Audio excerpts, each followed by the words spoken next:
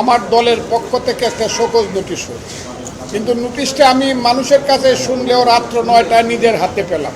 আমার বিরুদ্ধে ঢাকা বিশ্ববিদ্যালয়ে কিছু সন্তান স্লোগান দিয়েছে, তারা আমার উপরে বিক্ষুব্ধ হয়ে অনেকগুলো কাজ করেছে। আমি তাদেরকে দোয়া করি, তাদেরকে আল্লাহ বাঁচিয়ে রাখুক এবং তাদেরকে আল্লাহ আরও উন্নত করুক। তাদের প্রতি আমার ব্যক্তিগত হিংসা থাকার কোনো প্রশ্ন ওঠে না, কারণ আমার এই যে সন্তান বাম দিকে দাঁড়িয়ে আছে, সে আমার সবচেয়ে ছোট সন্তান, তার নাম অভিক রহমান, সে এখন ব্যারিস্টার। আমার স্ত্রী দাঁড়িয়ে আছেন আমার ডান দিকে, ওনার বয়সও কিন্তু 65 বছর যদিও, এবং উনিও সিনিয়র লয়ারে। গতকালকে আমি হঠাৎ করে বিকাল 5টায় আমি জানতে পারলাম আমার নামে আমার দলের পক্ষ থেকে একটা শোকজ নোটিশ হয়েছে, কিন্তু নোটিশটা আমি মানুষের কাছে শুনলেও রাত্র 9টায় নিজের হাতে পেলাম।